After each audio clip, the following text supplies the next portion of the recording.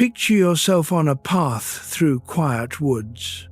Behind you, the sound of voices, laughter, the comfortable hum of a group moving together.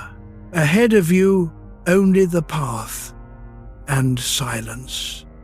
You slow down, not because you are tired, but because something in you notices the difference between where they are going and where you need to go.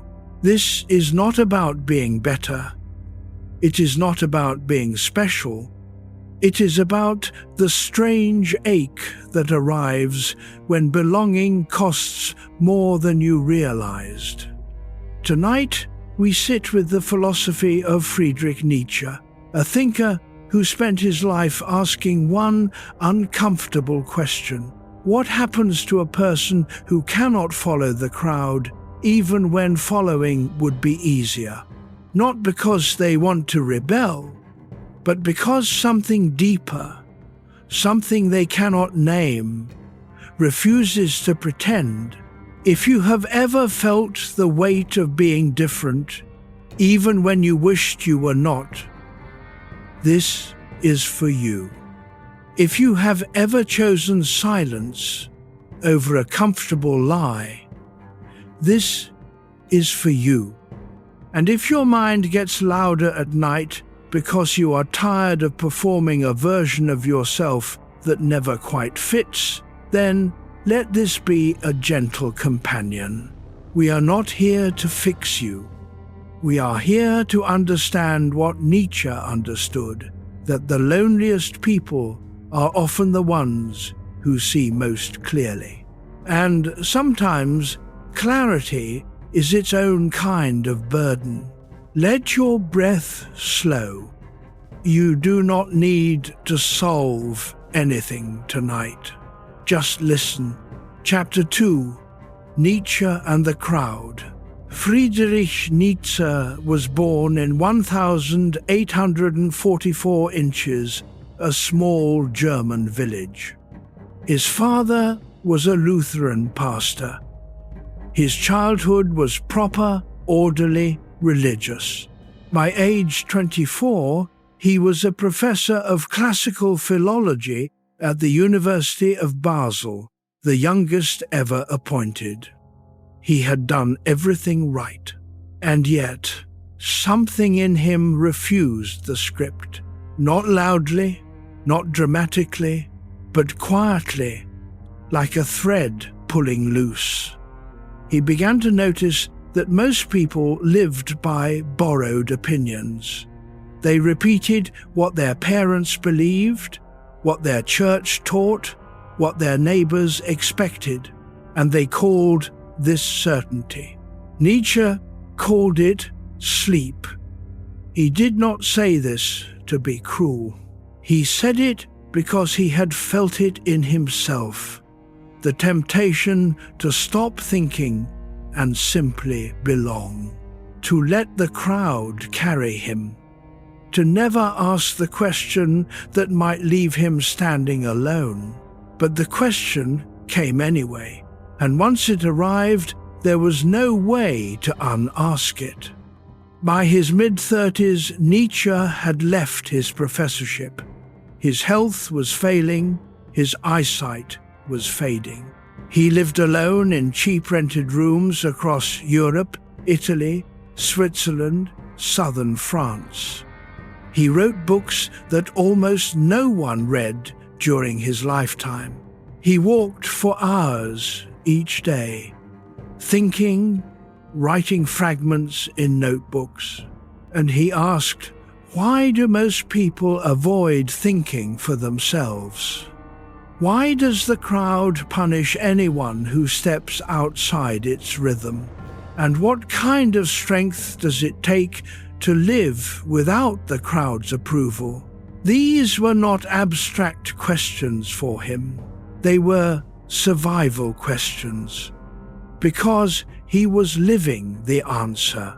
Chapter 3, Why Some Minds Cannot Conform. There are people who seem built for groups.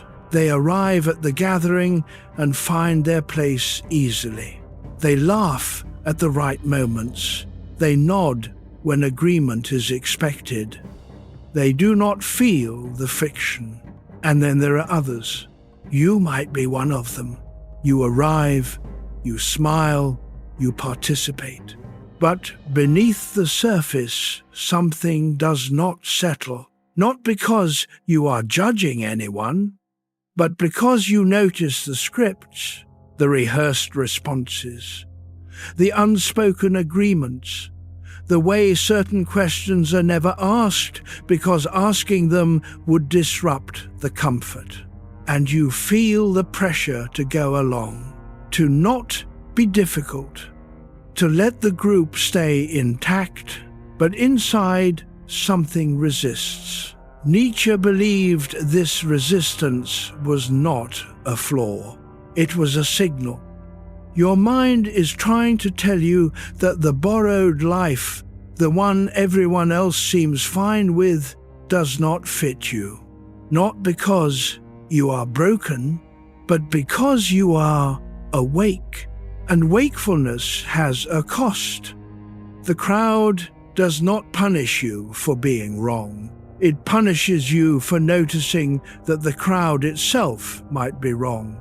That is the loneliness Nietzsche wrote about, not the loneliness of being disliked, the loneliness of seeing something no one else wants to see.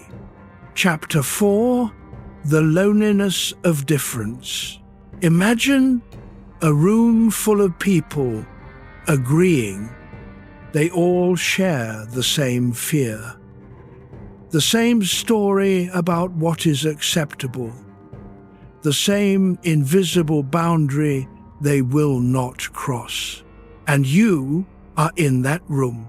You do not announce your difference. You do not lecture them. You simply do not agree. Not loudly, just quietly, in the privacy of your own chest. But somehow they sense it.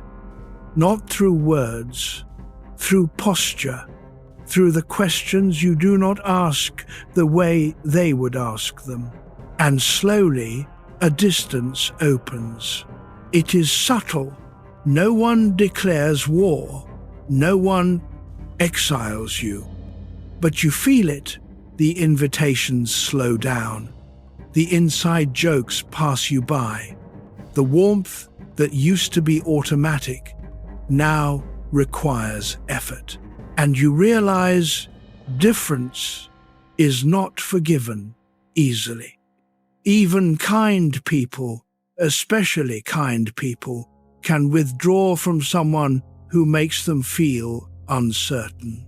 Because your refusal to join the agreement feels like a question, and questions feel like threats. Nietzsche understood this.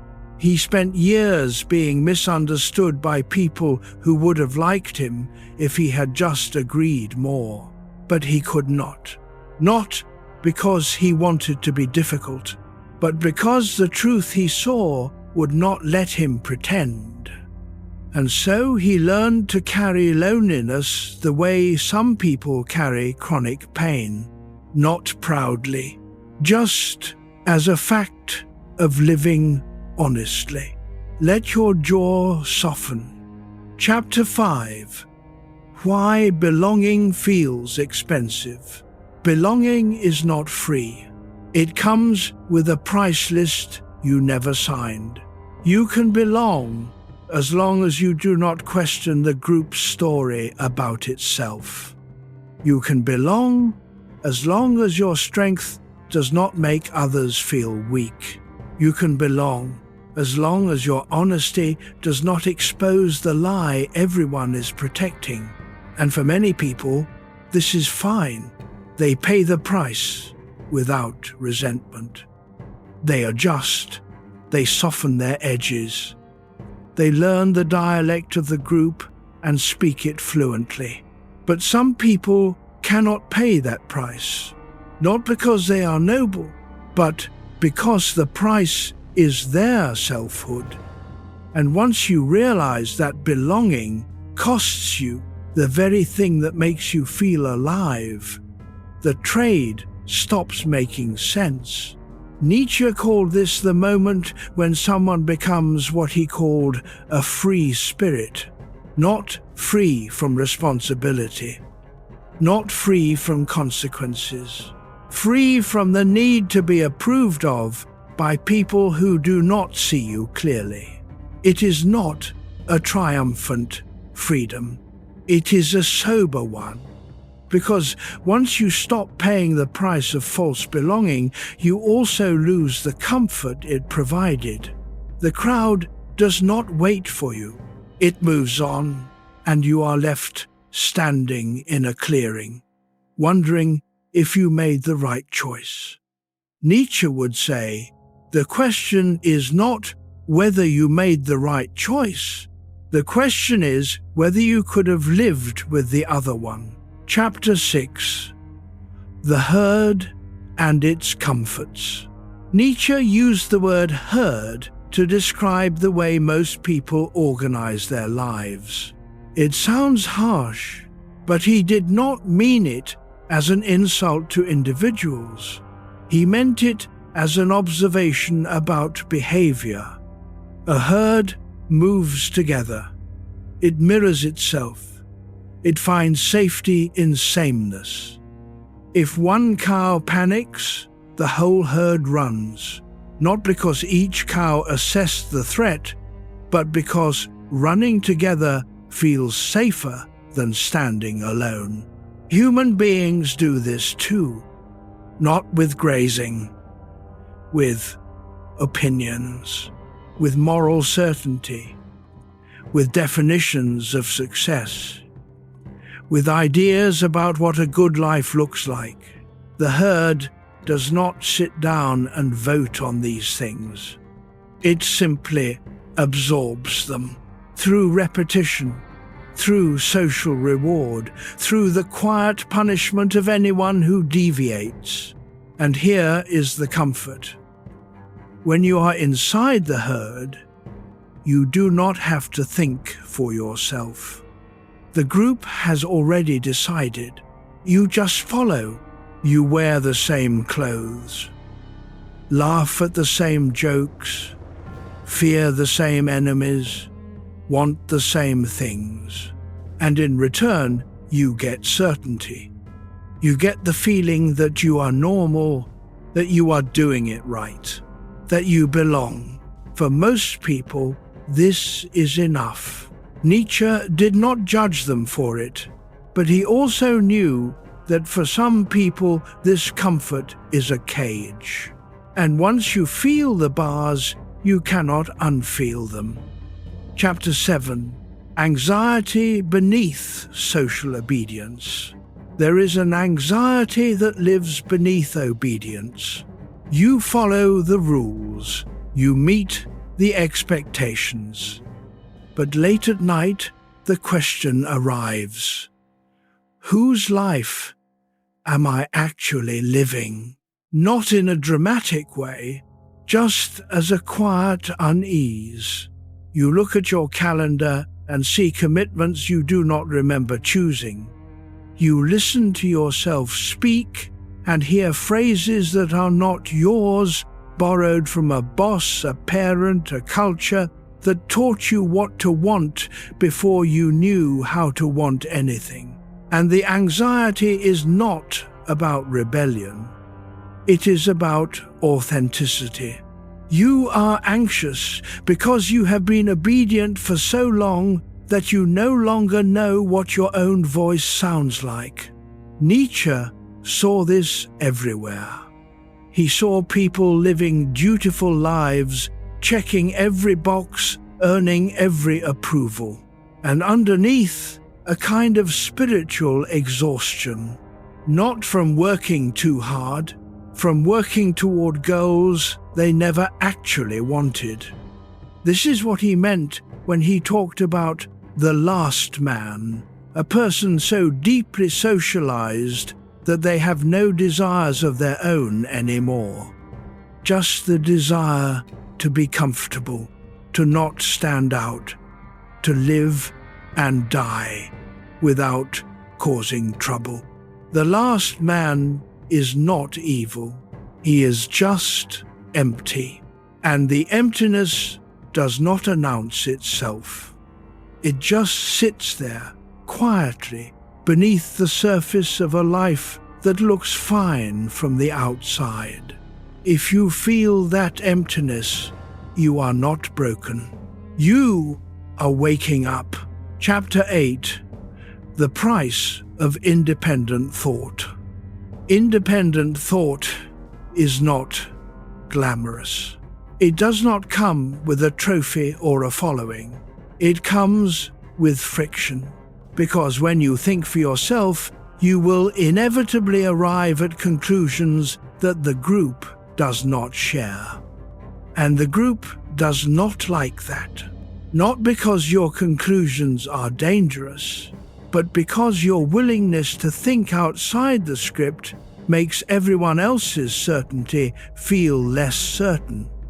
You become a reminder that the group story is just one story, that there are other ways to see, other ways to live.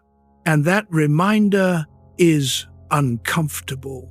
So the group responds, sometimes with anger, sometimes with pity, sometimes with slow, polite exclusion. They do not say, "You are thinking for yourself, and that threatens us." They say, "You are being difficult," or "You are overthinking," or "Why can't you just relax and go with the flow?" And if you are not careful, you will believe them. You will think, maybe I am the problem. Maybe I should just stop questioning. Maybe I should just belong. But Nietzsche would ask you, at what cost? If you silence your own mind to make others comfortable, what have you actually won? You get belonging, but you lose yourself. And that trade, that quiet, invisible trade, is the price most people pay their entire lives. Notice the weight of your body where it rests. Chapter 9. Why approval becomes a trap. Approval feels good. Someone sees you. Someone values you. Someone says, "You are enough," and for a moment, the loneliness lifts. The problem is not approval itself. The problem is when you start organizing your entire life around getting it, when you stop asking, "What do I believe?" and start asking, "What will they accept?" When you edit your words, your choices, your appearance, your desires, not because you changed, but because you are trying to match what you think they want. This is the trap, because approval is not stable. What the group rewards today, it may punish tomorrow. What makes you acceptable in one season may make you irrelevant in the next. And if your sense of worth is built on their approval, you are building on sand. Nietzsche called this the morality of slaves. Not because people are enslaved by others, but because they enslave themselves. They hand over their inner authority to the crowd and then spend the rest of their lives trying to earn back what they gave away. The alternative is not to stop caring what anyone thinks. The alternative is to care more about your own integrity than their approval. To let the crowd's reaction be information, not instruction. To hear their judgment and ask, is this true? Or is this just their discomfort with something they do not understand? This does not make you superior. It makes you free. And freedom, Nietzsche knew, is lonelier than obedience. but it is also more alive. Chapter 10, Self-worth beyond the group. Self-worth that depends on the group is not self-worth. It is borrowed worth. You feel valuable when they affirm you. You feel worthless when they withdraw. Your mood rises and falls with their opinion, and you are never quite sure where you stand. Nietzsche saw this pattern and asked, what would it mean to locate worth somewhere else? Not in what you achieve, not in what you earn, not in how many people like you, but in something deeper, in your willingness to become who you actually are, not who the world wants you to be. In your courage to think your own thoughts, even when those thoughts are uncomfortable. In your ability to stand alone without collapsing into bitterness or self-pity. This is not easy, because the group will not reward this. The group rewards conformity. It rewards people who make the group feel good about itself. It does not reward people who quietly refuse to join the agreement. But here is what Nietzsche understood. If you build your worth on the group's approval, you will spend your entire life chasing something that was never yours to begin with, and you will die having lived someone else's idea of a good life. The other path, the lonelier path, is to stop asking the group to tell you who you are, and start listening to the small, stubborn voice inside that has been waiting for you to take it seriously. That voice will not make you popular, but it will make you real. And in the end, Nietzsche believed being real is the only thing that matters. Chapter 11, The Fear of Standing Alone.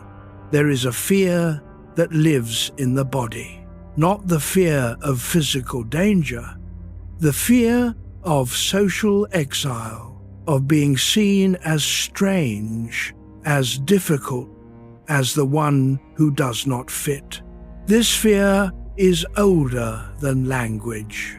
For most of human history, being cast out of the tribe meant death. So we learned to monitor the group, to adjust, to suppress whatever might get us rejected, and that instinct is still there. Even now, in a world where exile does not mean starvation, the fear remains. You feel it in your chest when you are about to say something that might not be popular. You feel it when you notice yourself editing a sentence to sound more agreeable. You feel it when you hold back your real opinion because you do not want to deal with the fallout. Nietzsche did not tell people to ignore this fear. He told them to notice it, to see it for what it is, an old survival mechanism that no longer serves you, because the crowd you are afraid of disappointing may not even matter to you in 5 years.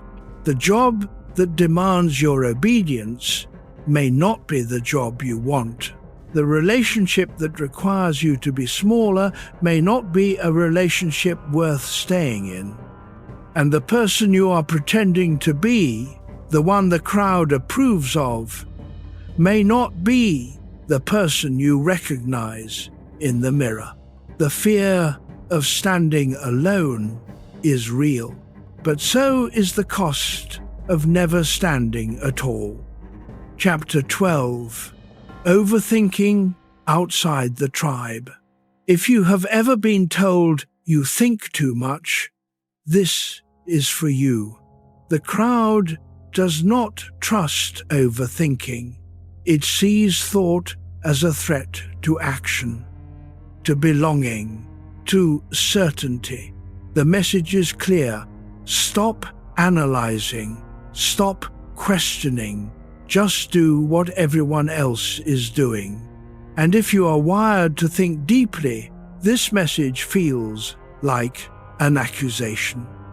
Like there is something wrong with you for not being able to just go with the flow. But Nietzsche would say, the person who thinks too much is often the person who refuses to accept easy answers. They are not overthinking. They are thinking at the depth the question requires. And the crowd does not like that, because deep thinking exposes shallow certainty.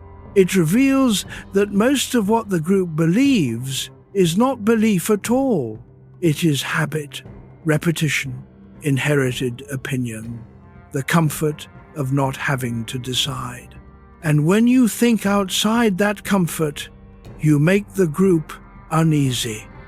Not because you are wrong, but because your question suggests that maybe, just maybe, they have not thought things through either. So they tell you to stop overthinking, to relax, to trust the process. But what if the process is the problem?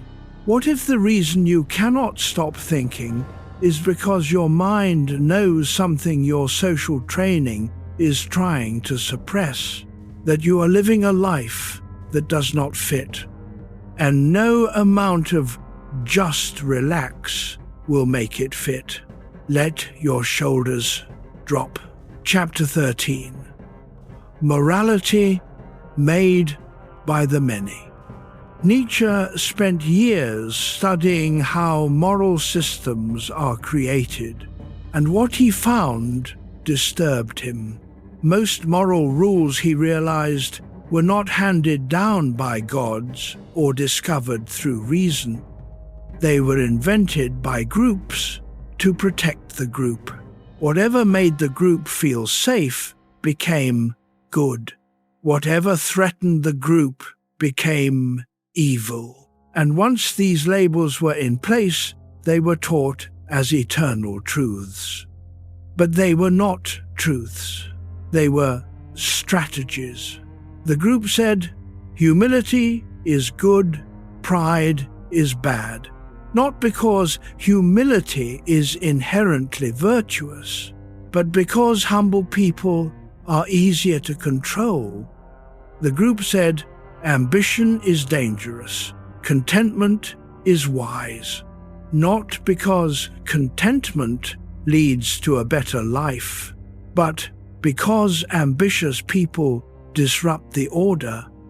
The group said, those who suffer deserve compassion, those who thrive deserve suspicion. Not because suffering is noble, but because celebrating strength makes the weak feel inadequate. Nietzsche called this herd morality, and he saw it everywhere. In religion, in politics, in families, in workplaces. A morality designed not to elevate the individual, but to flatten everyone into sameness. And if you have ever felt guilty for wanting more, for being strong, for refusing to diminish yourself, you have felt the weight of herd morality. It is not your conscience speaking. It is the crowd in your head telling you to shrink. Chapter 14. Why the crowd distrusts strength. Strength makes people uncomfortable. Not physical strength, inner strength. Clarity.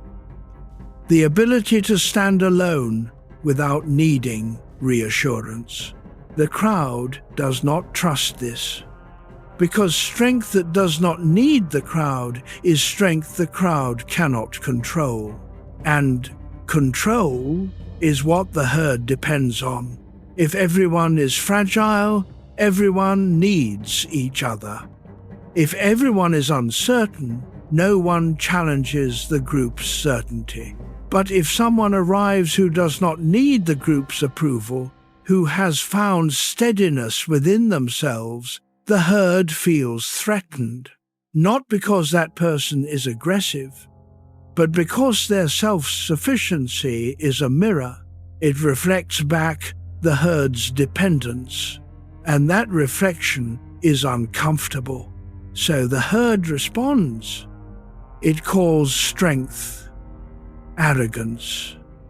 It calls clarity, coldness. It calls independence, selfishness. It finds a way to reframe the thing it cannot control as a moral failing. And if you are strong, you will be punished for it, not with violence, with gossip, with exclusion, with the quiet message, "You think you are better than us." But here is the truth Nietzsche saw. They do not believe you think you are better. They fear you do not need them, and that fear is unbearable. Because if you do not need them, their entire system, the one built on mutual dependence and shared weakness, falls apart. So they cannot let you be strong. They have to convince you that your strength is a problem. And many strong people believe it. They apologize for their clarity. They dim their light. They pretend to be more uncertain than they are, just to belong. Chapter 15. Resentment in Ordinary Judgment. Nietzsche gave a name to the feeling that drives herd morality. He called it ressentiment, a French word meaning resentment that has curdled into something deeper, not just anger, a kind of poisonous envy that disguises itself as morality. Here is how it works. Someone feels powerless, weak, unable to achieve what they want. But instead of confronting their own limitations, they redefine the game. They say, actually, wanting power is bad. Strength is arrogant. Success is shallow. And the people who have those things, they're not admirable. They are morally suspect. This reframing does two things. It protects the weak person from feeling inadequate, and it punishes the strong person for being strong. It turns envy into a moral crusade. You see this everywhere. The person who mocks ambition because they are afraid to try. The person who calls independence selfish because they cannot bear to be alone. The person who insists that suffering is noble because it is the only thing they have in abundance. Nietzsche did not say this to be cruel. He said it because he saw how this resentment poisons entire cultures. It creates a morality where weakness is celebrated and strength is demonized, where the goal is not to rise, but to drag everyone else down. And if you have ever been shamed for your strength, your clarity, your refusal to play small, you have encountered resentment. It is not about you. It is about their inability to tolerate what you represent. Chapter 16. The quiet revolt within. Revolt does not always look like revolution. Sometimes it looks like a person sitting quietly, refusing to agree. Not arguing, not lecturing, just not joining. This is the revolt Nietzsche admired. Not the loud rebel who makes a scene, but the quiet one who simply will not pretend, who hears the group's verdict and thinks, I do not accept this. who feels the pressure to conform and chooses quietly to hold their ground. This kind of revolt has no audience. No one applauds it. No one even sees it most of the time. It happens in the small decisions. The decision to speak honestly when a lie would be easier.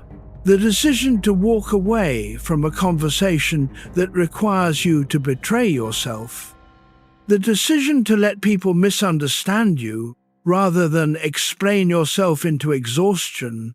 These are not dramatic moments, but they are the moments that define a life. Because each time you choose your own integrity over the crowd's approval, you are practicing a kind of freedom. Not freedom from consequences. Freedom from the need to be liked by people who do not see you clearly. And that freedom, Nietzsche believed, is the only freedom that matters. The crowd will call it stubbornness, or selfishness, or pride. Let them. You know what it actually is. It is the quiet refusal to live a borrowed life. Notice the air moving in and out. Chapter 17. Solitude as a test. Nietzsche believed that solitude reveals who you are. When the crowd is not watching, when approval is not on the table, when no one is there to validate or judge, what remains? For some people, the answer is panic. They cannot bear to be alone with themselves. They need noise, distraction, the presence of others to feel real. But for others, solitude is not punishment. It is clarity. In solitude, the borrowed thoughts fall away. The performative self relaxes. And what is left is the self that exists when no one is asking anything of it. Nietzsche spent years in solitude, not because he was misanthropic, but because he needed space to think without interference, to write without worrying what the group would say, to become who he actually was, not who the academy or his family or his culture expected him to be. And what he found in that solitude was both freedom and terror. Freedom because he was no longer performing. Terror because without the crowd's script, he had to write his own. This is the test. Can you sit with yourself and not collapse into self-doubt? Can you be alone without feeling worthless? Can you think your own thoughts without needing someone to affirm them? Most people cannot, and that is why they avoid solitude. Not because they are weak, but because they have never been taught that their own company is enough. Chapter 18. What free spirits must endure. Nietzsche called certain people free spirits, not because they were perfect, but because they had broken free from the need to believe what everyone else believed. They thought for themselves. They questioned the unquestionable. They walked paths the crowd refused to walk, and they paid a price for it. The price was not poverty or exile. It was subtler. It was the loneliness of being misunderstood, the exhaustion of explaining yourself to people who did not want to understand, the slow realization that most friendships are built on shared illusions, and when you stop sharing those illusions, the friendships fade. The free spirit does not want to be alone, but they cannot pretend. and so they learn to carry a kind of chronic solitude, not bitterness, not superiority, just the quiet knowledge that they see things most people do not want to see, and that seeing cannot be unseen. Nietzsche endured this. He wrote books that were ignored. He offered insights that were dismissed. He lived in obscurity while lesser thinkers were celebrated, and he did not give up, not because he was hopeful, but because he could not stop being who he was. The free spirit does not endure because they believe it will get easier. They endure because the alternative, pretending, conforming, silencing themselves, is worse than loneliness. And that endurance, Nietzsche believed, is its own kind of greatness. Chapter 19. The mask people wear to belong. Everyone wears a mask, not because they are dishonest, but because belonging requires performance. You learn which version of yourself the group rewards, and you show them that version. You laugh at jokes you do not find funny. You nod at opinions you do not share. You hide the parts of yourself that might make others uncomfortable. And for a while, this works. The mask gets you in the door. It gets you the job, the friendship, the approval. But over time, something happens. The mask stops feeling like a costume. It starts to feel like your face. You forget where the performance ends and the real you begins. And one day you wake up and realize you have been pretending for so long that you no longer know what you actually believe.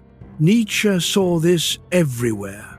He saw people who had spent entire lives performing a role: the dutiful son, the perfect employee, the agreeable friend, and beneath the role, a kind of hollowness, not because they were bad people, but because they had traded their selfhood for acceptance. And the trade, once made, is hard to undo, because taking off the mask means risking rejection.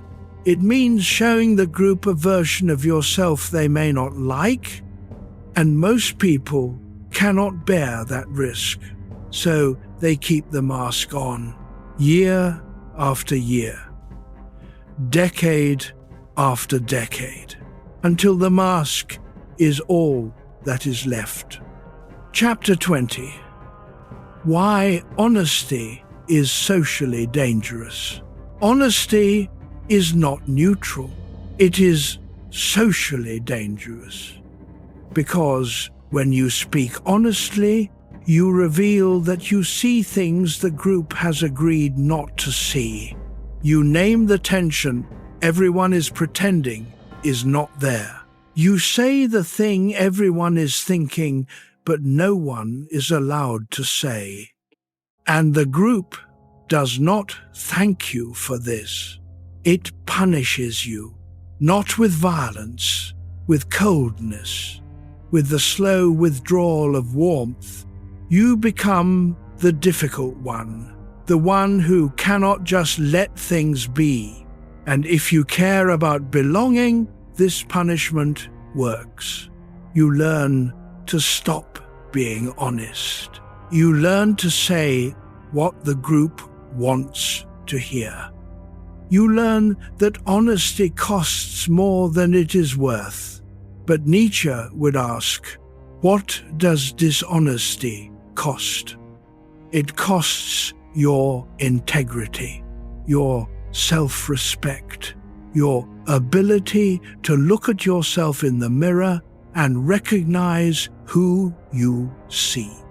It costs you the one relationship that matters more than any social approval, the relationship with yourself.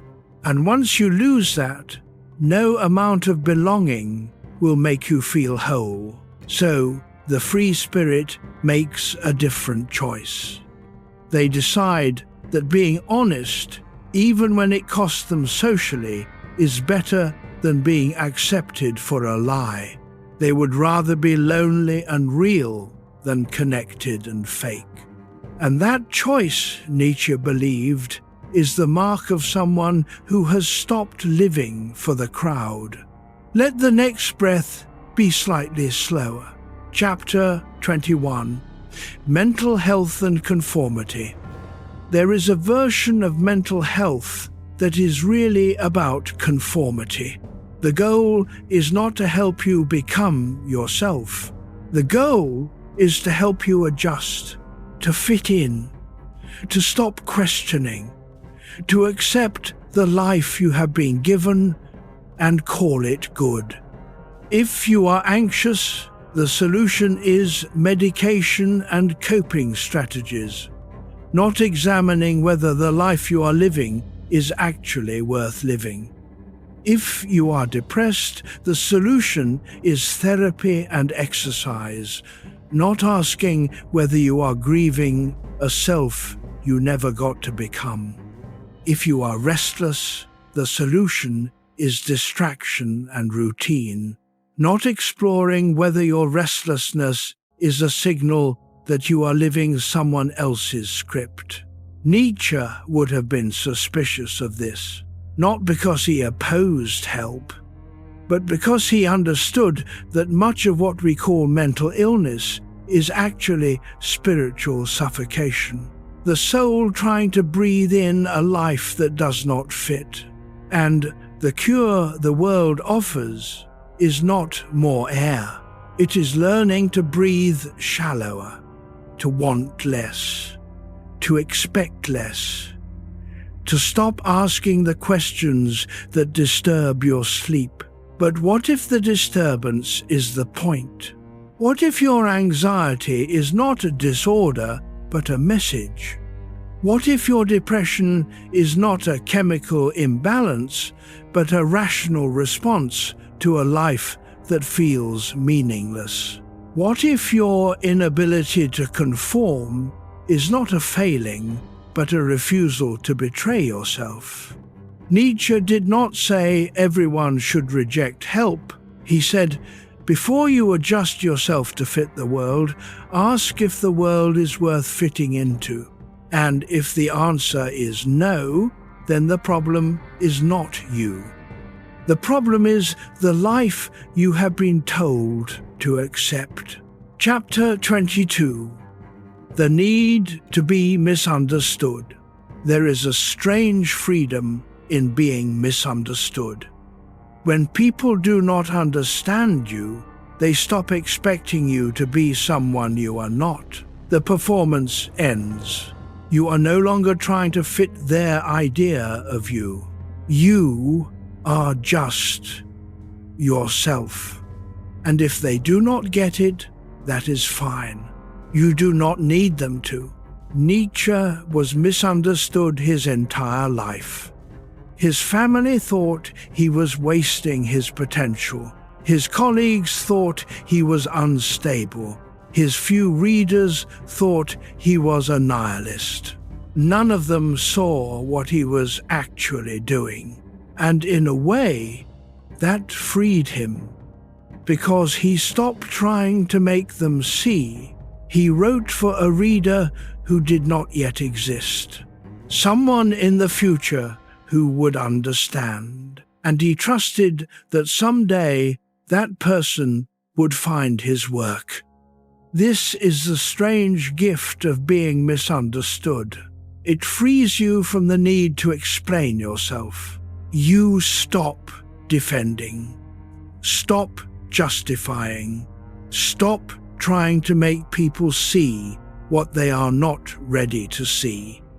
You let them think what they think, and you keep walking, because you have realized Their understanding was never the goal.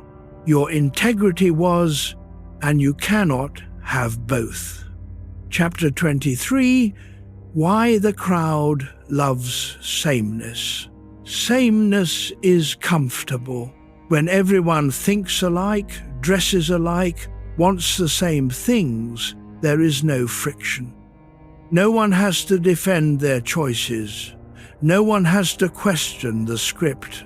Everyone just follows. And the group survives. This is why the crowd loves sameness. Not because it is better, but because it is easier. Difference requires negotiation, tolerance, the discomfort of encountering a perspective that challenges your own. And most people do not want that discomfort. They want certainty. They want consensus. They want to look around and see their beliefs reflected back at them. And when someone refuses to mirror the group, when someone insists on thinking differently, the group feels threatened. Not because the different person is dangerous, but because their difference is a reminder that sameness is a choice, that the group could think differently too if they wanted, but they do not want to. They want the comfort of agreement, and they will punish anyone who disrupts it. This is not cruelty. It is self-preservation. The crowd knows, on some level, that if too many people start thinking for themselves, the crowd falls apart. And so it polices difference. It mocks the outlier. It isolates the dissenter. It makes an example of anyone who refuses to conform, not with violence, with shame. And shame, Nietzsche knew, is often more powerful than force. Chapter 24, The Inner Critic of Independence. The hardest part of independence is not the crowd's judgment. It is your own. Because even when you walk away from the group does not leave your head. It stays as a voice, a doubt, a whisper that says, "You are making a mistake. You should go back. You are not strong enough for this." Nietzsche called this the internalized herd, the part of you that was trained to value conformity, that learned from childhood, that approval equals safety. And now, even when you are alone, that voice judges you.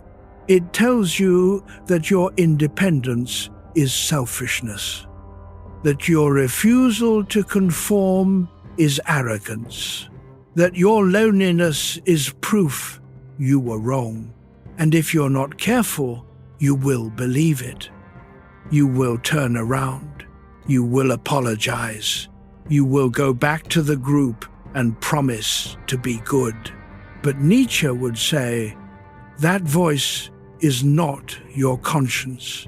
It is your conditioning, and you do not have to obey it. You can hear it, acknowledge it, and keep walking anyway, because the voice will fade slowly over years. As you prove to yourself that you can survive without the group's approval, that you can think for yourself and not collapse.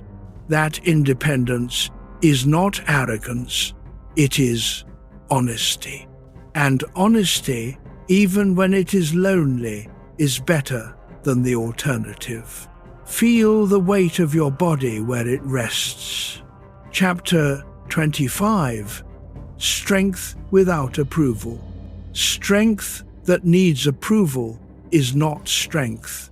It is performance. Real strength is what remains when no one is watching, when no one is cheering, when no one cares.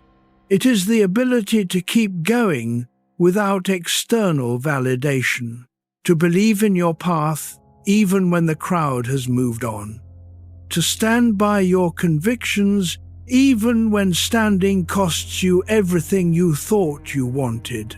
This is the strength Nietzsche admired, not the strength of the warrior or the conqueror, but the strength of the person who can endure their own company, who can face uncertainty without collapsing into doubt, who can be misunderstood without bitterness, who can walk alone without self-pity. This strength is not loud. It does not announce itself. It is quiet, steady, almost invisible, but it is the only strength that lasts, because it does not depend on circumstances. It does not require an audience. It is built from something deeper, a commitment to becoming who you actually are, regardless of what the world rewards. And that commitment, Nietzsche believed, is what separates those who live from those who merely survive. The crowd survives. It follows, it obeys, it plays it safe. But the free spirit lives, even in loneliness, even in misunderstanding, because living, real living, requires risk, and the crowd has forgotten how to risk anything. Chapter 26. Loneliness and the Higher Self. Nietzsche spoke of the higher self, not as some mystical entity, but as the person you could become if you stopped betraying yourself. The version of you that exists when you strip away the performance, when you stop trying to be liked and start trying to be real. When you stop asking, "What will they think?" and start asking, "What do I actually believe?" This higher self is not perfect. It is not free from doubt or pain, but it is yours. And it can only emerge in solitude. Because as long as you are performing for the crowd, the higher self stays hidden. It waits in the background, in the quiet moments, in the thoughts you do not say out loud. And it wonders when you will finally turn toward it, when you will stop running from the loneliness that comes with being yourself, when you will stop apologizing for taking up space. Nietzsche spent his life in conversation with his higher self, not because he was arrogant, but because he trusted that self more than he trusted the crowd. He believed that becoming who you are is the only task that matters, not becoming successful, not becoming admired, becoming real. And that process, he knew, requires loneliness. Because the crowd will never affirm your higher self. It will only affirm the version of you that serves its purposes. So, if you want to become who you are, you have to walk away from the crowd's verdict and trust that the loneliness is temporary, that on the other side of it, there is a version of you that does not need their approval, because it has its own. Chapter 27. The temptation to pretend. The temptation to pretend never fully goes away. Even when you have chosen independence, there are moments when you think maybe it would be easier to just go back, to stop questioning, to rejoin the group, to let them tell you who to be. The loneliness would end, the friction would stop. You could belong again. And that temptation is not weakness, it is human, because independence is hard. And belonging, even false belonging, is warm. But Nietzsche would ask, what happens after you go back? You get comfort, you get approval, but you also get the knowledge that you chose ease over truth, that you silenced your own voice to hear their applause. And that knowledge does not go away. It sits in your chest, a small, quiet grief for the self you could have become if you had stayed the course. So the question is not whether the temptation arrives. It will. The question is, what will you do when it does? Will you turn around, or will you keep walking, knowing that the loneliness is the price of staying real? Nietzsche chose to keep walking, not because he was brave, but because he knew that pretending would cost him more than loneliness ever could. It would cost him himself, and that was a price he would not pay. Chapter 28. Why deep souls refuse performance. There are people who cannot perform, not because they are rude or antisocial, but because something in them refuses to fake it. They cannot laugh at jokes that are not funny. They cannot nod along to ideas they do not believe. They cannot smile through conversations that feel empty. And this refusal makes them difficult, because social life depends on performance, on polite lies, on small talk, on the willingness to pretend that everything is fine when it is not. But the deep soul cannot do this, not because they are better, but because their depth makes surface-level interaction feel unbearable. They need meaning, they need honesty, they need conversations that go somewhere real. And when they do not find it, they go quiet, not to judge, but to protect themselves from the exhaustion of pretending. Nietzsche understood this. He could not do small talk. He could not attend social gatherings without feeling drained. He needed solitude to restore himself after even brief interactions. And he learned to accept this about himself, not as a flaw, but as a signal. His soul was too deep to waste time on shallow water. And if that made him lonely, so be it, because shallow connection is lonelier than solitude, and the deep soul knows this. Let your jaw soften. Chapter 29. Emotional pain of non-belonging.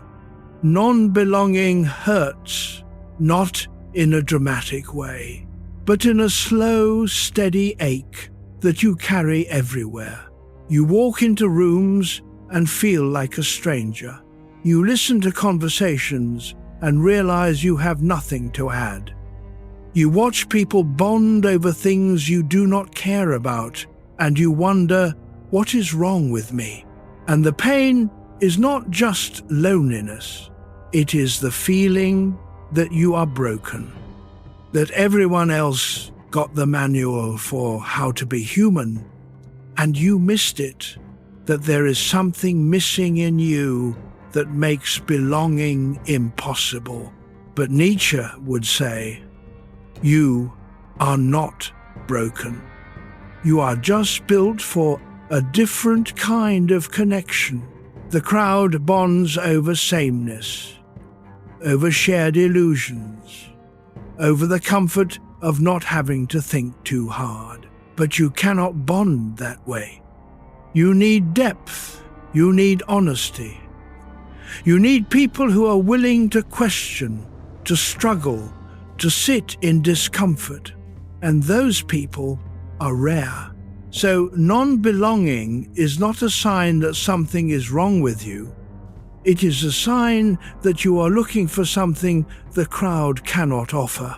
And until you find it or create it, the ache will be there. Not forever, but for now. And Nietzsche would say, carry it. Not proudly, not bitterly, just carry it. Because the alternative is to numb yourself into belonging, and that numbness costs more than pain. Chapter 30. The crowd punishes difference.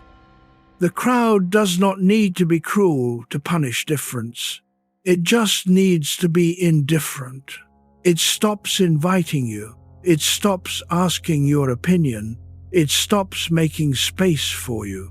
And slowly, you realize you are being phased out. Not because you did anything wrong, but because you stopped fitting, and the crowd only has room for people who fit. This is the punishment, not exile, not confrontation, just absence. You are no longer part of the conversation, no longer considered, no longer remembered.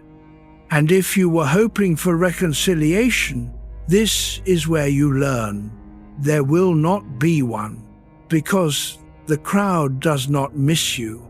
It has already filled your spot. Nietzsche experienced this. He watched friendships dissolve, colleagues distance themselves, readers ignore his work, and for a while he waited for them to come back, to realize they had been wrong about him. But they never did, and eventually he stopped waiting. He realized their absence was not a judgment on his worth. It was proof that he had outgrown them, that he needed something they could not give. And that freedom, painful as it was better than belonging to a group that required him to shrink. Chapter 31. Pity, weakness, and moral pressure. Nietzsche had complicated feelings about pity. He saw how the crowd used it as a weapon, not to help the suffering, but to control the strong. Here is how it works. Someone suffers. The crowd gathers. Pity is offered. And the person who does not join the pity is labeled cold, heartless, morally suspect. The message is clear. You must feel what we feel. You must care about what we care about. And if you do not, you are a bad person. This is moral pressure, and Nietzsche resisted it. Not because he lacked compassion, but because he saw how pity was used to flatten everyone into the same emotional posture, to demand that strength bow before weakness, that clarity soften into sentimentality, that independence apologize for not being more dependent. He believed that true compassion does not require pity. It requires seeing someone clearly, their strength and their suffering, and respecting them enough not to reduce them to their pain. But the crowd does not want this. The crowd wants pity because pity is easy. It makes the pitying person feel good without requiring anything of them. And it makes the pitied person smaller, dependent, grateful. locked into the role of victim. Nietzsche rejected this. He said, "Do not pity me, see me, and do not demand that I pity others as proof of my goodness. I will help when I can. I will respect suffering when I see it. But I will not perform pity to satisfy your moral judgment." Chapter 32. Why some men choose silence. There is a silence that lives in many men, not because they have nothing to say, but because they have learned that speaking costs more than staying quiet. They see the script, the expectation that they will perform confidence, that they will solve problems, that they will not burden anyone with doubt or fear or uncertainty. And they realize, if I speak honestly, I will be judged. Not for being wrong, for being weak. So they choose silence. They carry their struggles privately. They process their questions alone. They smile and nod and say, "I'm fine," when they are not. And the world rewards this. It calls them strong, reliable, low maintenance. It never asks what the silence costs. Nietzsche understood this silence. He spent years alone, struggling with illness, doubt, ideas that had no audience. And he did not share it. Not because he was stoic, but because he knew the world would not understand. That vulnerability, for a man, is often punished. That the crowd wants strength from men, and when they do not get it, they withdraw. So the silence continues. Year after year, decade after decade, until the man forgets he ever had a voice. And Nietzsche would say, this is one of the cruelest things the crowd does. It teaches men that their inner life does not matter, that their job is to perform, not to feel. And then it wonders why men seem distant, why they struggle to connect, why they die alone, having never spoken the thoughts that mattered most. Notice the air moving in and out. Chapter 33. The discipline of standing apart. Standing apart is not rebellion. It is discipline. The discipline to resist the pull of the crowd when every instinct tells you to join. The discipline to think your own thoughts when borrowed thoughts would be easier. The discipline to endure loneliness without collapsing into bitterness.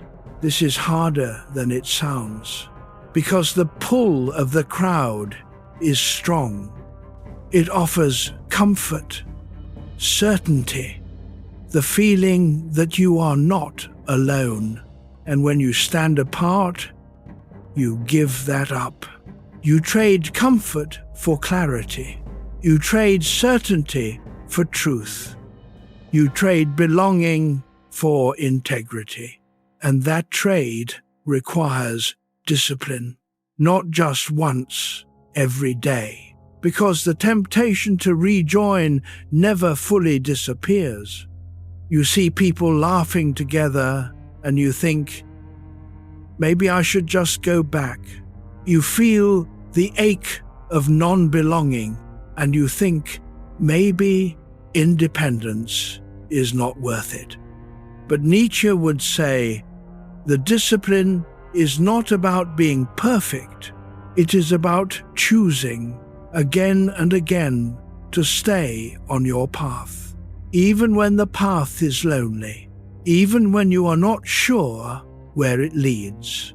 even when every social signal tells you to turn around. The discipline is not about being strong all the time. It is about not giving up. And that, he believed, is the only strength that matters. Chapter 34. Freedom from Social Theatre. Social life is theatre. Everyone plays a role. Everyone follows a script. You learn your lines, you hit your marks, you deliver the performance the audience expects. And if you do it well, you get applause. But what happens when you realize the play is not worth performing? When the script feels empty? When the applause does not fill the hollowness inside? This is where Nietzsche found himself. He could have played the role, the respected professor, the dutiful scholar, the agreeable colleague, but the role felt false, and he realized freedom is not about finding a better role. It is about walking off the stage entirely, leaving the theatre, letting the audience disperse, and discovering what you are when you are not performing. This is terrifying, because without the script, you do not know what to say.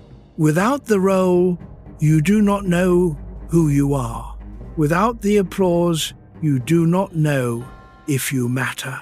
But Nietzsche believed this terror is necessary, because the self that emerges after the theatre is the only self that is real, the one that does not need an audience, the one that does not need a script, the one that can simply be without justification, without performance, without approval. And that self, he said, is worth the loneliness it takes to find it. Chapter 35. Nietzsche on becoming harder. Nietzsche wrote, "You must become hard." It sounds harsh, but he did not mean cruel. He meant you must become less willing to betray yourself for comfort, less willing to soften your convictions to fit in, less willing to bend when the crowd demands it. Hardness, for Nietzsche, was not about being cold to others. It was about being firm with yourself, about refusing to compromise the core of who you are just because compromise would be easier. This hardness is not natural. Most people are soft. They adjust, they accommodate, they reshape themselves to match what the world wants. And the world rewards this. But Nietzsche saw what the reward cost. It cost people their selfhood. And he decided, I would rather be hard and whole than soft and scattered. This does not mean rigidity. It means knowing where you will not bend, knowing which parts of yourself are non-negotiable, and defending those parts, not aggressively, but firmly, even when defense costs you relationships, even when it costs you opportunities, even when it costs you the comfort of being liked. Hardness, Nietzsche believed, is what protects the self from being eroded by the demands of others. And without it, you do not become kinder. You just become emptier. Chapter 36. Compassion without conformity. Compassion does not require agreement. You can care about someone without believing what they believe. You can understand their pain without joining their judgment. You can offer kindness without sacrificing your own clarity. But the crowd does not see it this way. The crowd says, if you truly cared, you would agree with me.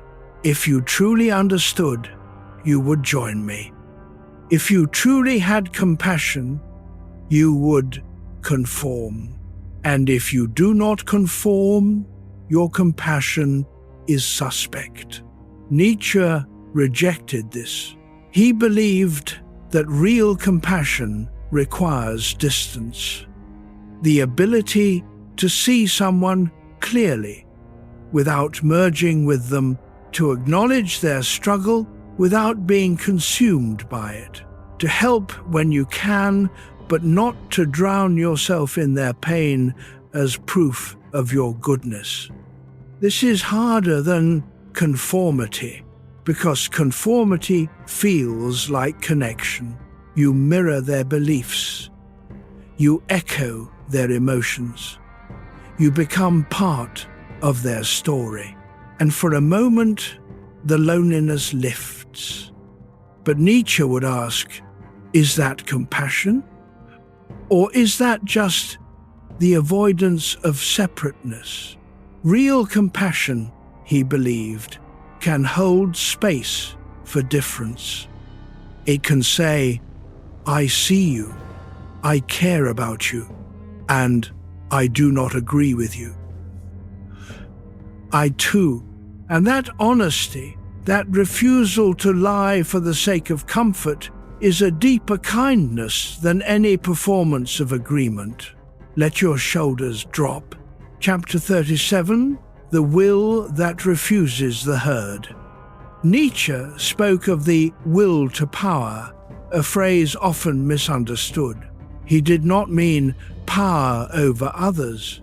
He meant the will to become yourself, to actualize the potential within you even when the world offers no reward for it, to refuse the herd's script and write your own. This will is not aggression. It is affirmation. The affirmation that your life is yours to shape, that you do not need permission from the crowd to become who you are, that your worth is not determined by how well you fit into the group's expectations. But this will require refusal. You must refuse the comfort of borrowed beliefs. You must refuse the safety of conformity. You must refuse the temptation to let others define your path. And that refusal is lonely, because the herd does not celebrate those who refuse it. It punishes them, not with force, but with absence, and you are left with nothing but your will.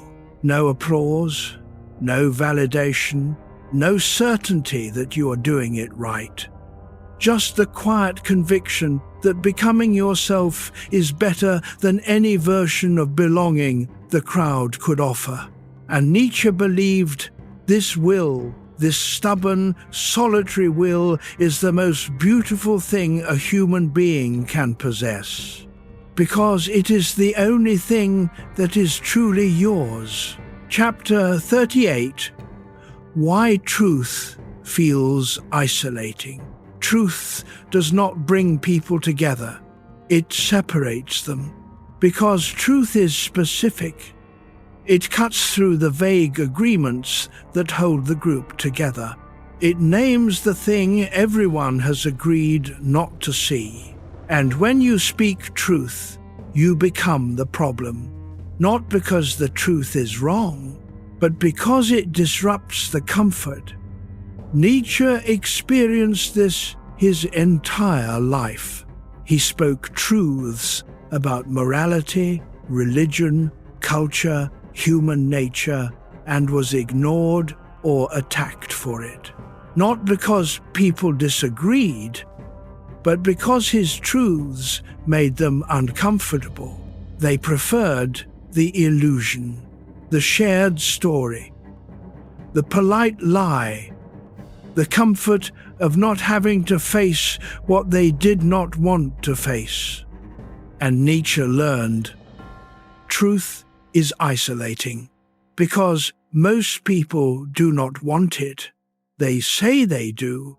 They claim to value honesty. But when honesty threatens their worldview, they retreat. And they punish the person who told the truth. This is why truth-tellers are often lonely, not because they are unlikable, but because truth is harder to hold than illusion, and most people choose the easier path. So, if you speak truth and find yourself alone, Nietzsche would say you are not doing anything wrong.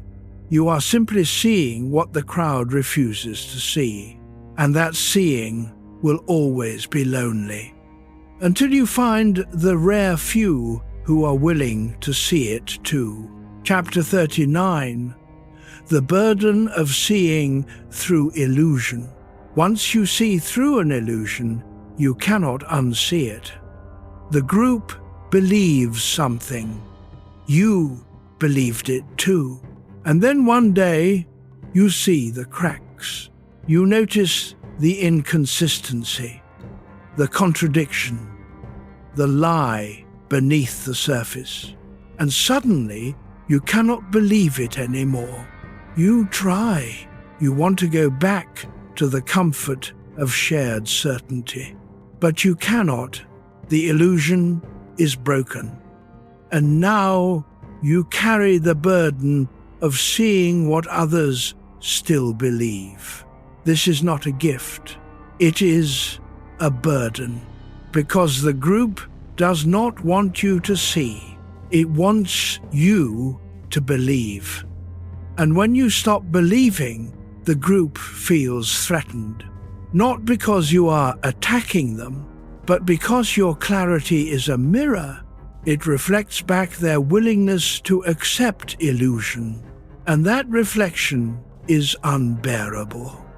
So they distance themselves, and you are left alone with the truth you did not ask to see. Nietzsche carried this burden. He saw through the illusions of religion, morality, culture, and could not unsee them. And he paid the price: isolation, misunderstanding, the slow erosion of every social connection. But he also knew the burden of seeing is better than the numbness of not seeing, because seeing is what makes you alive, and numbness, however comfortable, is a kind of death. Chapter 40, When Belonging Costs the Soul. There comes a moment when you realize, belonging is costing me more than I can afford. Not money, not time, but something deeper. Your integrity, your selfhood, your ability to look at yourself and feel whole. And in that moment, you have a choice. You can stay. You can keep paying the price. You can shrink a little more, compromise a little more, pretend a little more, and the group will keep you. Or you can leave. You can walk away from the belonging you thought you needed and see what is left when you stop performing. This is the loneliest choice you will ever make, because once you leave, there is no going back. The group moves on. The spot closes. The warmth you once felt becomes a memory, and you are alone. But Nietzsche would say, this loneliness is not emptiness. It is space. Space for you to discover who you are when you are not performing. Space for you to think your own thoughts. Space for you to become real. And that space, however lonely, is worth more than any false belonging, because a life lived for the approval of others is not a life. It is a performance. And when the curtain falls, there is nothing left. But a life lived for yourself, even in loneliness, is real. And real is the only thing that lasts. Notice the weight of your body where it rests. Chapter 41: Pride, Shame, and the Public Eye. The crowd uses shame as a weapon. If you step out of line, shame arrives. Not from inside, from outside. The group looks at you and says, you should be ashamed. And if you care about the group, you feel it. You feel the weight of their judgment, the sting of their disapproval, and you adjust. You shrink back into place. You apologize. You explain. You promise to do better, and the shame lifts. But Nietzsche saw what this does over time. It teaches you that your worth depends on their approval. That pride is dangerous. That standing tall is arrogance. That the only acceptable posture is humility, which is just another word for smallness. And he rejected this. He said, pride is not arrogance. Pride is self-respect. It is the refusal to apologize for existing, the refusal to shrink just because your presence makes others uncomfortable, the refusal to carry shame for things the crowd has decided are shameful, but which are not. This does not mean you never feel shame. It means you ask, is this shame mine? Or is this shame the crowd's? Am I ashamed because I did something wrong? Or am I ashamed because I violated the group's expectations? And Nietzsche believed, if the shame is not yours, do not carry it. Let the crowd carry its own discomfort, and walk with your head up. Chapter 42: The Courage to be Singular. Singularity is not the same as superiority. To be singular is not to be better. It is to be yourself, without apology, without performance, without the need to explain. And that requires courage, because the world does not celebrate singularity. It celebrates sameness. It rewards people who fit in, who mirror the group, who make everyone feel comfortable. But singularity disrupts comfort. It reminds the group that there are other ways to be, other ways to think, other ways to live. And that reminder is uncomfortable.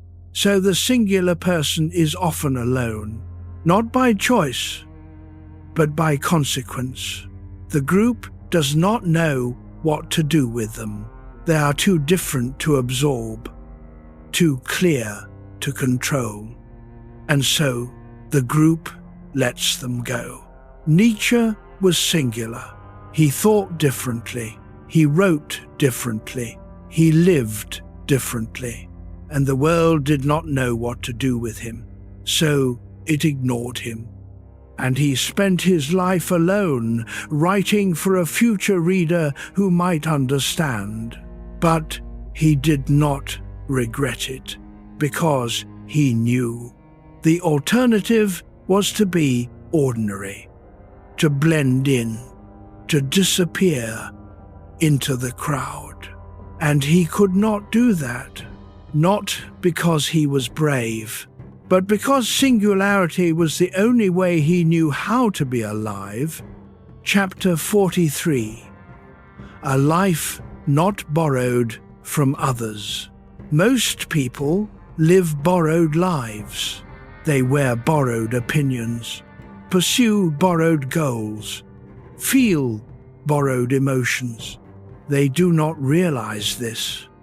They think their life is theirs. But when you look closely, almost everything they believe was handed to them by parents, by culture, by the invisible script that said, "This is how life is done." And they never questioned it. Nietzsche questioned it. He asked, "Whose life am I living? Whose goals am I chasing? Whose approval am I seeking?" And when he could not answer mine, he knew something was wrong. So he began the slow, painful work of returning the borrowed pieces. He gave back his father's faith, his culture's certainty, his profession's expectations. And what was left was smaller, lonelier, less certain.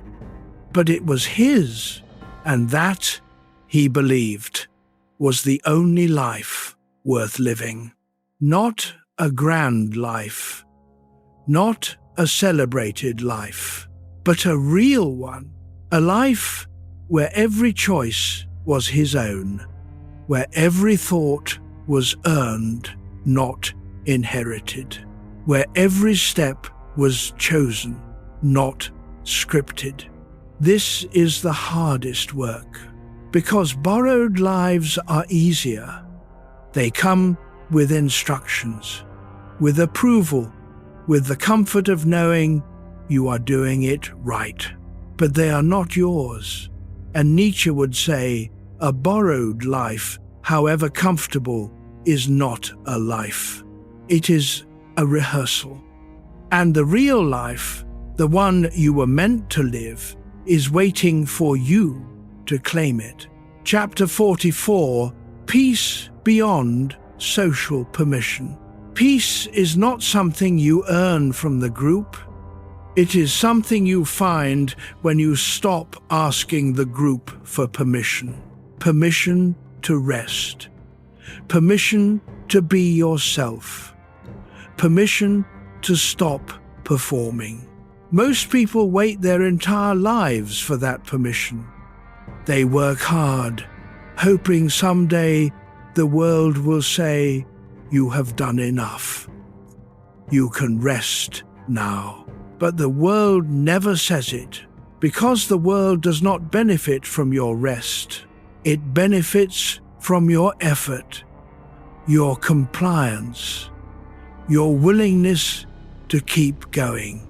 So the permission never comes, and you keep waiting.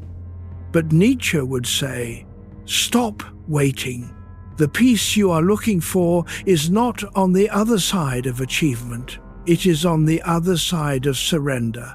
Not surrender to the world. Surrender to yourself. The moment you stop asking, "Am I doing enough?" and start asking, "Am I being honest?" that is when peace becomes possible. Not because life gets easier, but because you stop fighting yourself. You stop performing. You stop pretending.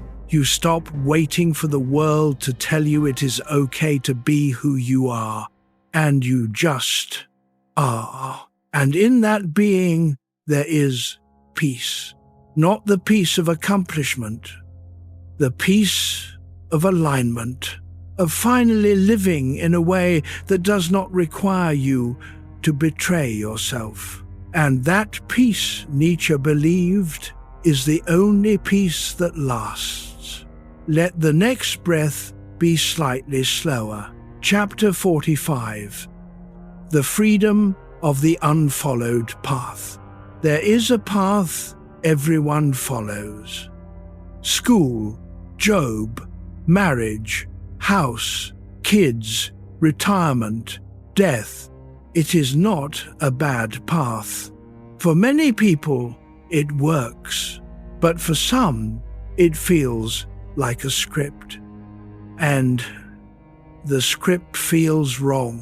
Not morally wrong, just wrong for them. They cannot explain it. They just know that following the crowd's path would mean leaving themselves behind. So they choose the unfollowed path, not because they know where it leads, but because staying on the followed path would cost them their soul.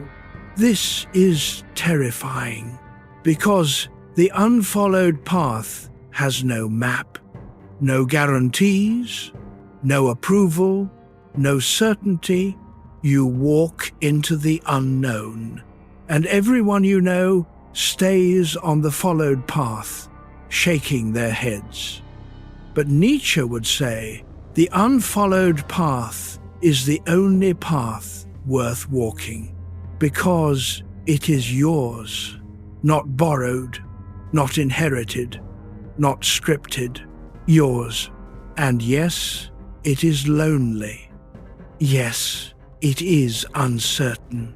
Yes, you will doubt yourself 1,000 times, but you will also discover something the crowd never finds. You will discover who you are when you are not following. And that discovery, Nietzsche believed, is worth every lonely step. Chapter 46. Rest for the solitary mind. The solitary mind does not rest easily. It thinks too much. It questions too much. It sees too much. And at night, when the world goes quiet, the mind gets loud. Not with noise, with clarity. All the things you could not see during the day, because the day demanded performance, rise to the surface. And you lie awake, thinking, not about problems, about truth, about the life you are living, about the person you are becoming, about whether the loneliness is worth it. And the answer is not always yes. Some nights you wonder if you made a mistake, if independence was worth the cost, if belonging, even false belonging, would have been easier. But Nietzsche would say, rest does not come from certainty. It comes from acceptance. Acceptance that the solitary mind will always be restless. That clarity comes with a cost, that seeing what others do not see means carrying what others do not carry. But also acceptance that this is your path, that you cannot go back, that the only way forward is to keep walking. And somewhere in that acceptance, rest becomes possible. Not the rest of resolution, the rest of surrender, of finally letting go of the need for the crowd's approval, of finally trusting that your path, however lonely, is the right one. And in that trust, the mind quiets, not forever, but enough. Chapter 47. Letting the crowd drift away. There comes a point where you stop trying to bring the crowd with you. You let them go, not with bitterness, not with anger, just with the quiet recognition that they are on their path and you are on yours. And those paths do not converge. This is grief, because you wanted them to understand.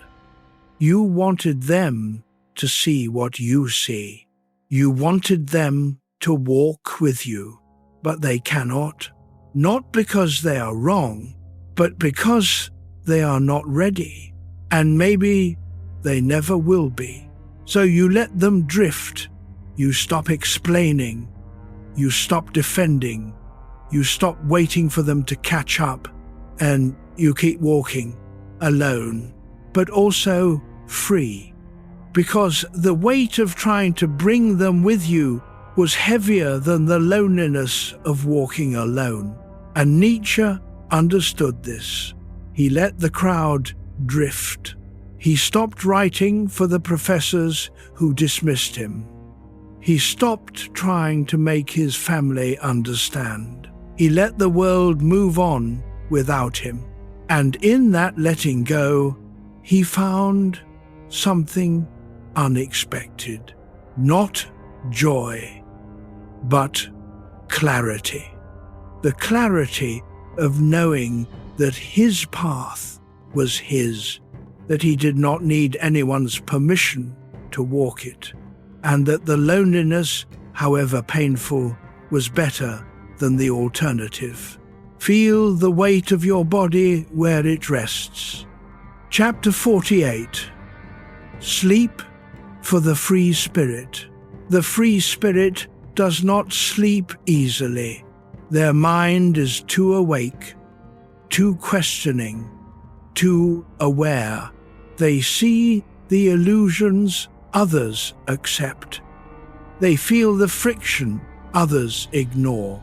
They carry the loneliness of being different, and at night, when the world expects rest, their mind keeps working, turning over ideas, questioning beliefs, searching for truth. But tonight, let us try something different. Not to quiet the mind, but to let it rest in its own nature, to stop fighting the thoughts, to stop judging the restlessness, to simply let the mind be what it is, awake, questioning, alive, and to trust that rest is possible even in wakefulness, because the free spirit does not need to become someone else to rest. They just need to stop apologizing for being who they are. So tonight, if your mind is loud, let it be loud. If your thoughts are circling, let them circle. Do not try to force silence. Just notice. Notice the thoughts. Notice the breath. Notice the body. And let yourself be exactly who you are. Not the person the crowd wants. Not the person you think you should be. Just you. And in that permission, something softens. Not the thoughts, but the resistance to the thoughts.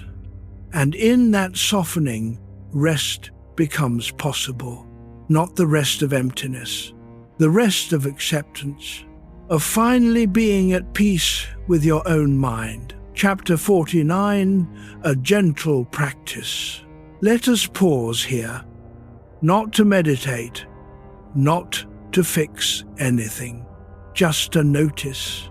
Right now, your body is holding you. You do not have to do anything for that to be true. Let your attention move to wherever your body feels heaviest. Maybe your legs, maybe your hands, maybe the back of your head against the pillow. There is nothing to change. Just notice. Now let your breath find its own rhythm. You do not need to make it deeper or slower. Just let it move the way it wants to move. If your mind is busy, that is fine. You do not need to quiet it. Just let it be busy in the background, like a television in another room. For these next few moments, your only task is to feel the weight of your own body, to notice that you are here, that you are breathing, that you are safe enough to simply rest. And if a thought arrives about the crowd, about loneliness, about the path you chose, let it arrive. Do not fight it. Do not fix it. Just see it and let it pass. Because you are not your thoughts. You are the one watching them, and the one watching is calm. The one watching has always been calm. Take one slow breath, and when you are ready, we will continue. Chapter 50, A 7-Day Path. What follows is not a demand. It is an invitation. 7 days. 7 small practices. Not to fix you, not to make you fit, but to help you become more yourself. Day 1, notice one thought. Today, just notice one thought that repeats. Do not judge it. Do not fix it. Simply notice it and silently name it. There you are. That is enough for today. Day 2, feel your feet. At some point today, pause and feel your feet on the ground, just for 10 seconds. Notice the pressure, the temperature, the contact. This is not meditation. It is a reminder that your body is here, even when your mind is elsewhere. Day 3, one slow breath. Before you respond to something today, a message, a request, a frustration, take one slow breath first. Not to calm down, just to create a small space between what happens and how you respond. Day 4, name the feeling. When an emotion arrives today, try to name it with one word. Not "I am fine," something more honest.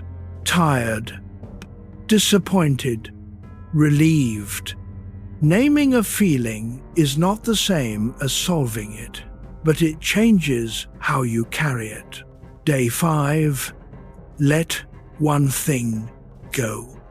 Choose one thing today that you have been holding on to.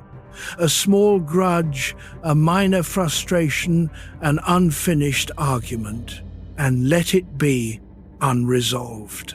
Not forever, just for today. See what it feels like to set it down. Day 6, speak one truth.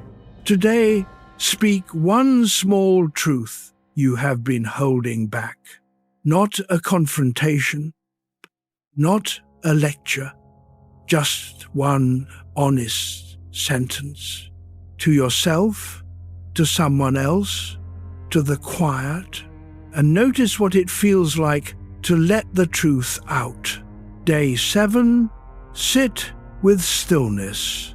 Tonight, before sleep, sit or lie in silence for 2 minutes. No phone, no audio. Just you and the dark. Let whatever comes, come.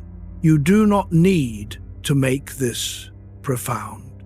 You just need to let it be quiet and trust that quiet is enough. Let your jaw soften. Chapter 51, The Will That Refuses the Herd. We return now to where we began.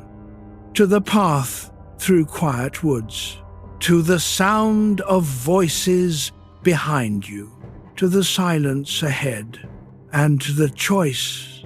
You have walked this path long enough now to know the crowd is not coming with you. They have their own comfort, their own certainties, their own script, and you have yours. Nietzsche would say, this is not a tragedy. This is freedom. The freedom to walk your own path, to think your own thoughts, to become who you are without permission. And yes, it is lonely, but it is also real. And real, Nietzsche believed, is the only thing worth being. So tonight, as you rest, let yourself feel the weight of that choice, not with regret, but with acceptance.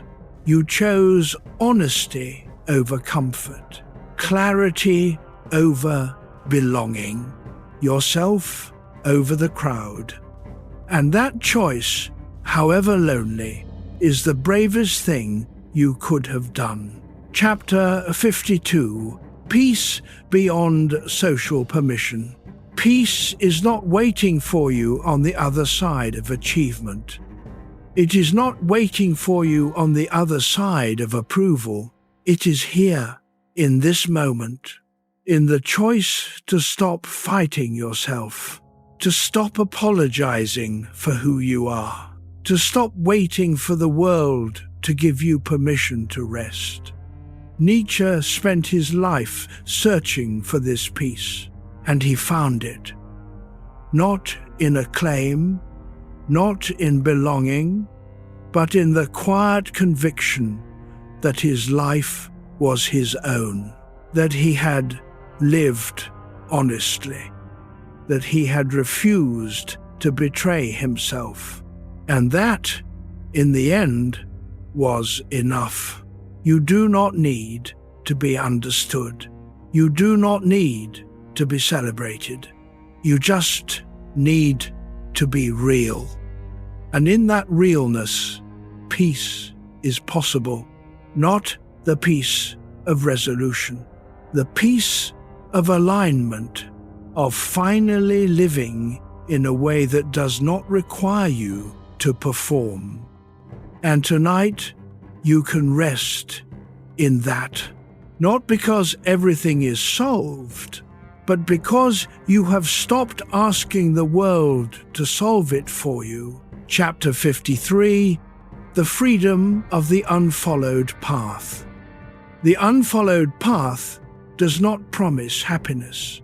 It does not promise success. It promises only one thing, that it is yours. And that, Nietzsche believed, is worth more than any guarantee. Because a life lived on your own terms, even in failure, even in loneliness, is more alive than a life lived on someone else's terms. You chose the unfollowed path, not because you knew where it would lead, but because you could not live with the alternative, and that choice is still here. Every day you make it again, to keep walking, to keep thinking, to keep being yourself. Even when the crowd has moved on, even when the approval never comes, even when the loneliness feels unbearable, you keep walking. And Nietzsche would say, this is not stubbornness. This is courage. The courage to live a life that is yours. And that courage, however quiet, is the most beautiful thing a human being can possess. Notice the air moving in and out. Chapter 54. Rest for the solitary mind.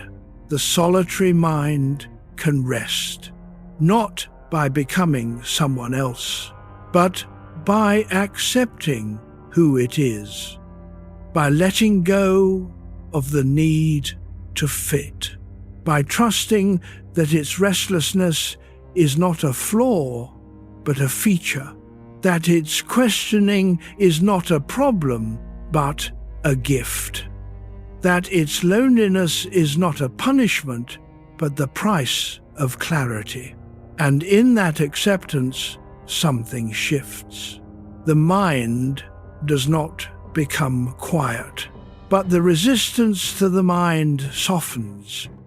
And in that softening, rest arrives, not as silence, but as peace. The peace of finally being at home in your own skin, of no longer fighting who you are, of no longer apologizing for existing. Tonight, let that peace hold you. Let it wrap around the parts of you that have been lonely, the parts that have been misunderstood, the parts that have refused to conform. And let yourself rest, not because you earned it, but because you are human, and humans are allowed to rest. Even the ones who walk alone. Chapter 55. Letting the crowd drift away. The crowd has drifted, not because you pushed them away, but because your path and theirs no longer align, and that is okay. You do not need to bring them with you. You do not need to make them understand. You just need to keep walking and trust that the people who are meant to walk with you will find you. Not today, not tomorrow, but eventually.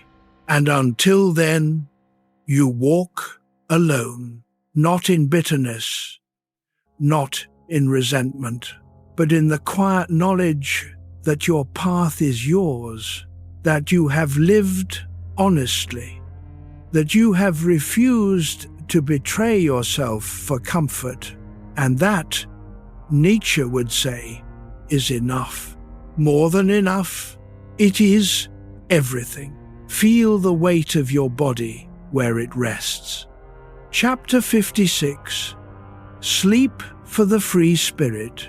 And so we arrive at the end, but also at the beginning, because the path does not end.